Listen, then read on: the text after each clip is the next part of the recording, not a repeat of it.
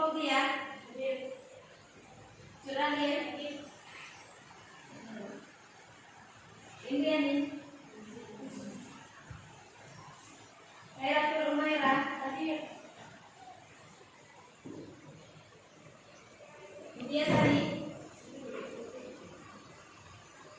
Nadia Hera. Najma. Nurul Fadila. Putri Nadia. Safi Luciana. Silhayati. Sudah siap untuk mengikuti pelajaran hari ini? Sudah. Semangat? Semangat. Sebelum kita lanjut ke materi flora dan fauna persebaran di Indonesia dan dunia.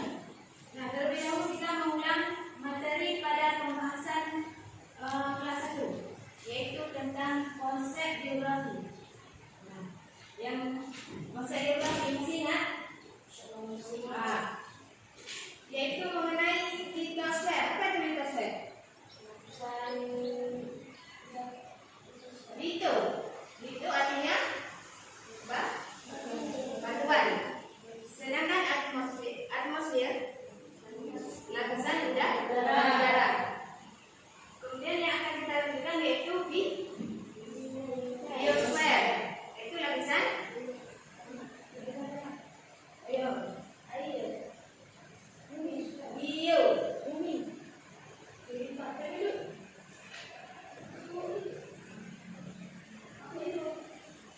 lapisan biosfer, yaitu artinya bio, artinya bio. Nah, lapisan biosfer yang menyangkut tentang flora dan fauna di dunia maupun di Indonesia.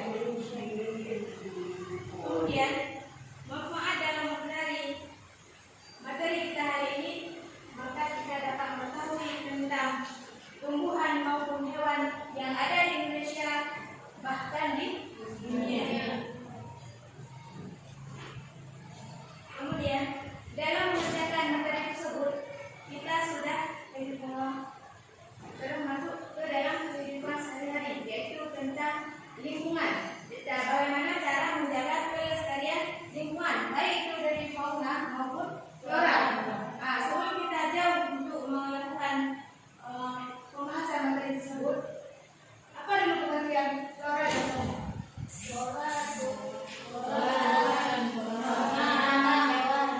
Flora yaitu tumbuhan, sedangkan fauna hewan. Kemudian kita lanjut ke flora dan fauna di dunia dan di Indonesia. Pada pelajaran kita hari ini, komprehensif dasarnya itu menganalisis sebaran flora dan fauna di Indonesia dan di dunia berdasarkan karakteristik bioma. Kemudian indikatornya mempunyai 3 indikator. Yang pertama, menganalisis karakteristik bioma. Yang kedua, menganalisis faktor-faktor yang mempengaruhi proses persebaran flora dan fauna. Kemudian yang ketiga, menganalisis persebaran jenis-jenis flora dan fauna baik di Indonesia maupun di dunia. Sudah mengerti?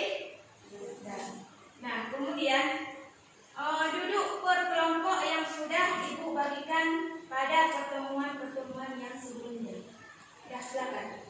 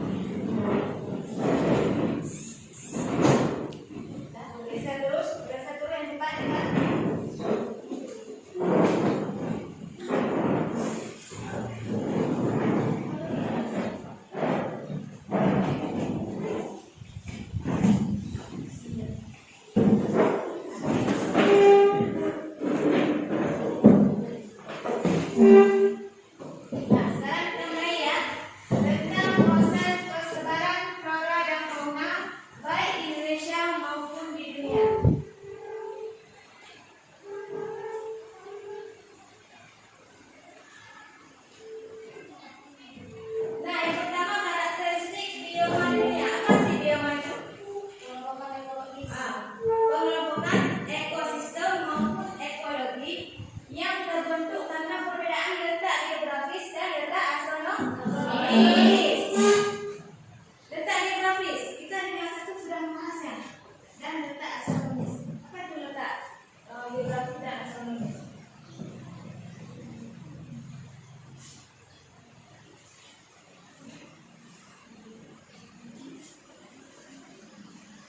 Coba diingat, apa itu letak geografis dan astronomis?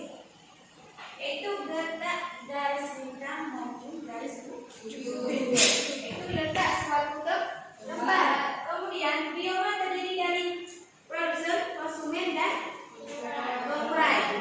Nah, terkut dalam pendidikan biologi yaitu rantai makanan. Nah, kalau produsen yaitu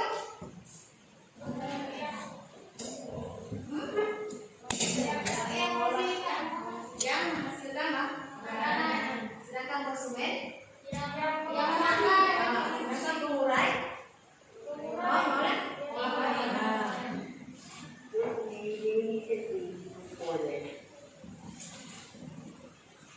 Kemudian karakteristik bioma di dunia dari itu yang pertama terbentuknya interaksi unsur-unsur lingkungan dari suatu daerah. Interaksi yaitu saling membutuhkan atau berkait. Kemudian terdapatnya komunitas primat, yaitu komunitas primat hanya komunitas tertentu. Misal di kawasan bioma hujan tropis mempunyai ruang lingkup yang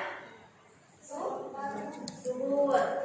Kemudian terdapat vegetasi utama yang mendominasi kawasan tersebut. Nah, misal daerah kutub hanya ditumbuhi tumbuhan lumut. Kutub di kutub pada sebelah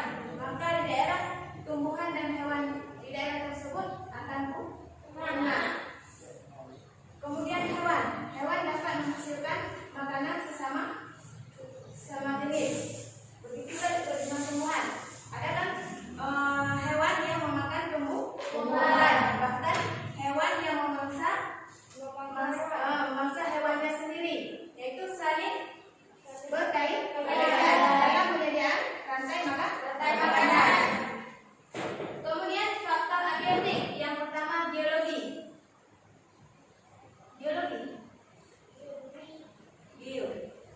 Geologi yaitu proses pembentukan alam atau bumi, baik itu di dalamnya mencakup dengan bencana alam maupun banjir termasuk bencana alam.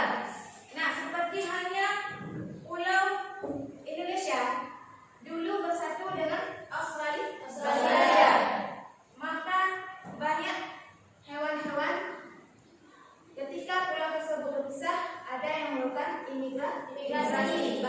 Oleh sebab itu maka di Indonesia persamaan jenis hewannya di Australia maupun di Indonesia. Akibat pada saat kita melakukan sejarah bahwa Australia pernah menyatu dengan pulau yang ada di Indonesia. Kemudian faktor iklim. Nah, seperti yang Ibu jelaskan tadi, iklim juga sangat berpengaruh dalam faktor penyebaran flora dan fauna. Misal beruang kutub, kita bawa ke daerah hutan tropis, khususnya di Indonesia, bisa hidup nggak? Kan? Karena beruang kutub memiliki bulu yang tebal, beda dengan beruang yang ada di daerah Indonesia. Kemudian faktor tanah atau edafik. Ya, tanah yaitu memerlukan kesuburan tanah. Misal suatu tumbuhan itu tidak dapat hidup, hanya tumbuhan khusus yang dapat hidup di tanah tertentu. Misal daerah Mesir itu kan tandus, hanya tumbuhan-tumbuhan tertentu. Nah, kemudian faktor fisiografis yaitu kemiringan lereng ataupun letak suatu wilayah. Tinggi rendahnya suatu tempat. Misal daerah Takengon, daerah dataran tinggi, kan berbeda suhunya dengan daerah di darat.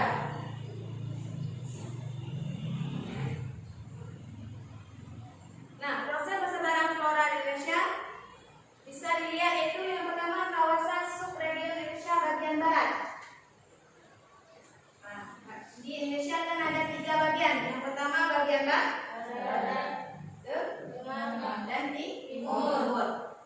Nah, terdapat hujan tropis. Kemudian pohon berdaun rindang, yaitu berdaun rindang. Bisa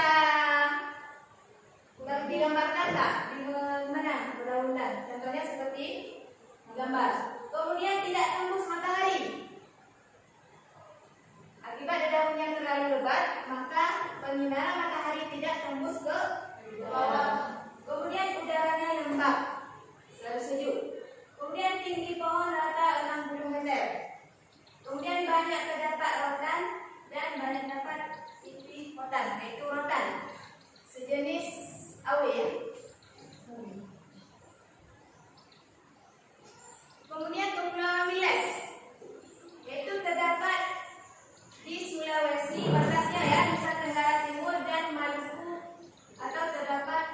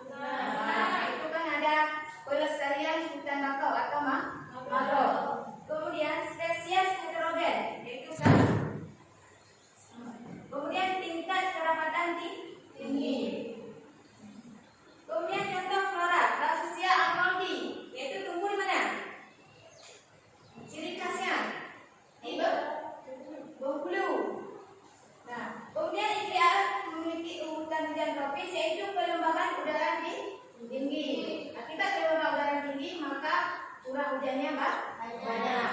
Kemudian sudah kemudian suhu rata-rata tinggi.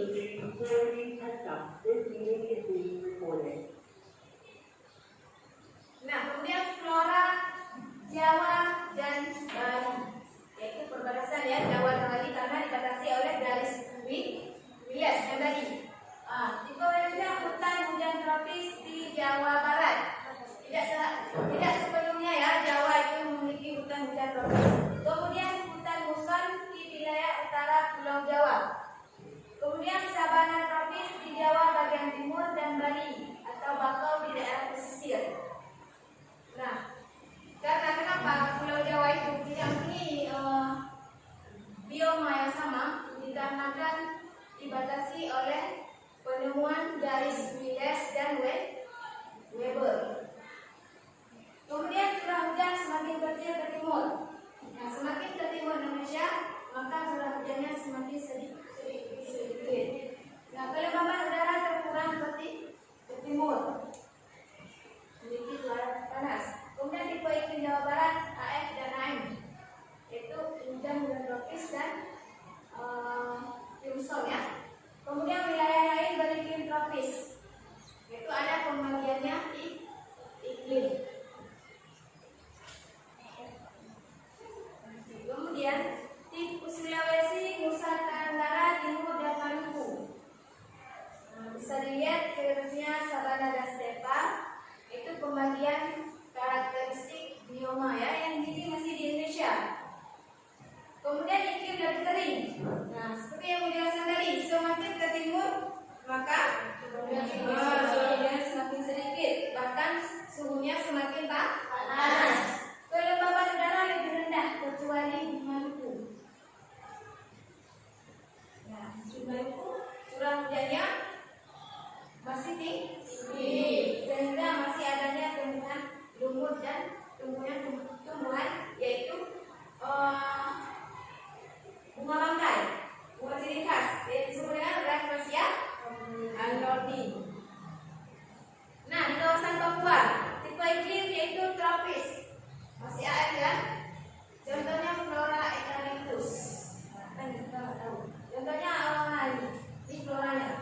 Kemudian tipe vegetasi hutan dan tropis, vegetasi pegunungan bakau curah Australia Utara, sabana di bagian tenggara. Nah, karena persamaan yaitu pada saat itu pulau di Indonesia pernah menyatu dengan Australia. Nah, sebaran fauna di Indonesia. Nah, terutama di bagian barat. Ini garis ini.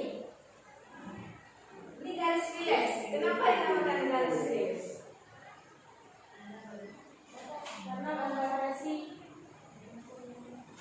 Karena garis Wiles itu nama orang, nama penentu garis yang membatasi fauna bagian barat dan bagian tengah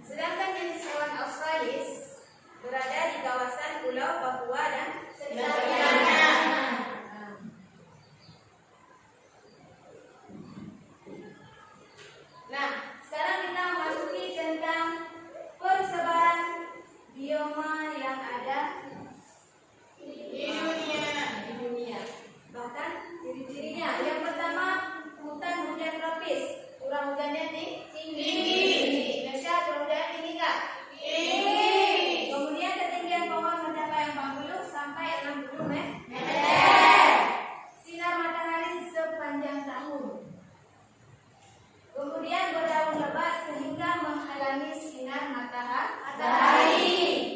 Kemudian terdapat berbagai macam tumbuhan dan hewan. Nah, jangan yang jauh, terbayang yang jauh. Ke Takengon ada dataran tinggi. Nah, di Takengon itu masih terdapat pohon-pohon yang rendah.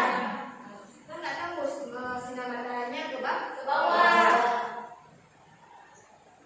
Kemudian hujan gugur berkisar 75 sampai 1000 mm per tahun, yaitu curah hujannya ya. Kemudian terdapat 4 musim. Pertama musim semi, musim gugur, dingin, panas, berdaun lebat dan hijau pada musim hujan dan menggugur pada musim panas.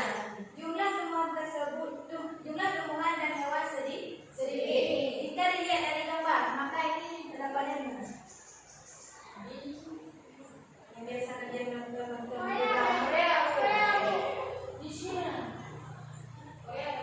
kemudian gurun, yaitu bioma gurun. Curah hujan berkisar 25 mm, yaitu sedikit. Evaporasi sangat besar. Penguapannya sangat besar. Meskipun curah hujannya sedikit. Kelembaban tanah sangat rendah.